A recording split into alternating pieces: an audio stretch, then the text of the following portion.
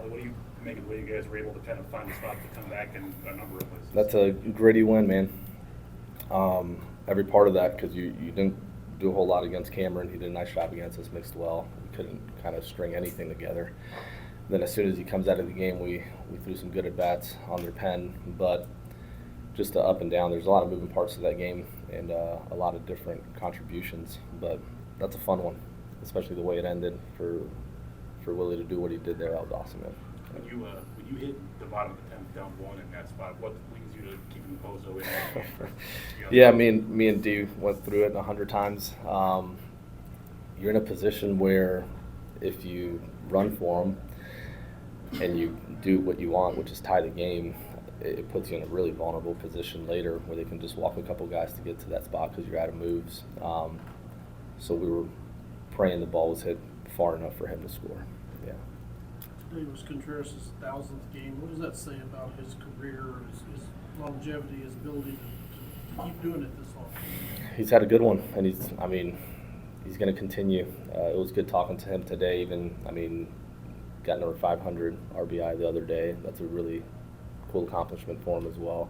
And then 1,000 a day. So this is a guy, man. I just love the way he works, and my message to him was just the way he's led during this time. He's a really good example for our young guys to look at as far as how he prepares and comes ready to go every single day, never wants a day off. So I'm proud of him, man. He's done a really nice job. When you look at the way your middle of the order is constructed, it's probably not how you first envisioned it coming out of spring, but Contreras and Herrera have done an incredible job in their spots there. What are you seeing from them in that spot of the order? Just the consistency of their work that's leading into the game. Even when Wilson wasn't performing to the degree that he wanted to early on, he continued to work really hard at it. So that's something to be proud of. And then Herrera, man, he's just continuing to take extremely professional at bats. So, yeah. Herrera seems to have a flair for the dramatic, and coming up clutch there in that eighth inning. How about the way he's able to come through in those big moments for you guys? You're just waiting for it to happen because he seems to find those big moments and he enjoys it. He embraces it. He doesn't make it bigger than what it is, man. Mid at bat, you can he's smiling regardless of situation. He loves it. So I was happy to see him in that spot, but he continues to come through. Yeah.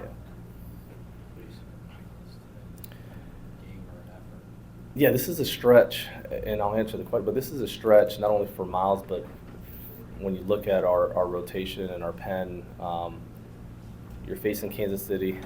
They don't punch out a whole lot. They're somewhere third in the league at punch outs. You're about to face the Dodgers, who don't punch out a whole lot. Toronto doesn't punch out at all. So this is going to be a really good stretch for us. It's going to be a good test and one I'm looking forward to. But for Miles to navigate that lineup, 8 hits, but limited damage, 3 extra base hits, and give you 6. It's a really nice job. A lot of the hits, 5 out of the 8, came with 2 strikes, but they were all out of the zone. He did what he wanted to do and limited it to mostly singles. So nice job. Does the situation with the circumstance with the doubleheader, is that why you narrow the game and you stick with Riley in that spot? Yeah, if we don't have 2 games, I'd probably do that a little bit different, but being able to, he did a really nice job in the first. You're able to kind of stretch him through Perez, who's in the air a ton. You can go to King at the lefty, but that's not a great matchup at Perez, so you're able to stick through and then try to save one arm on the back end of that, depending on how the game goes. So yeah, there's a lot of moving parts to that game. That was a fun one.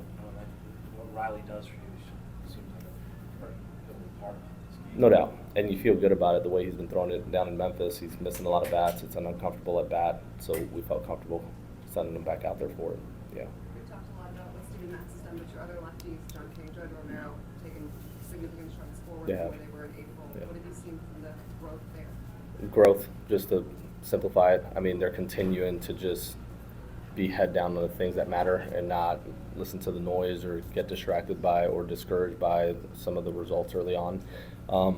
When you look at how they fared against opposite-handedness, it wasn't favorable early on, but both of them continue to work really hard at it. So they've taken strides, but it's a lot to their credit. Pais took a couple hard hits today. Contreras walks down to check him and kind of chuckles. How much has it helped him not having to take those dings having him healthy, other than the 3 days with the back, having him in the lineup every day? That was part of it, right? The longevity of having him in there every single day and not taking that beating. I'm sure he appreciates not having to take it the way he has over his career, but it's allowing him to be in there every day. And he's done a really nice job, not only offensively, but taking to the defensive side of it as well. Yeah. Take anything away from the Hills on the top of the ninth? It seemed like there were a lot of balls kind of snuck through a little bit. That's the way I'm looking at it. These guys don't punch out. They're going to put a lot of balls in play. You got 2 singles that just sneak through. Ball to the left, ends the game, double play. So can't think about it too much. Just move on to the next one. Yeah.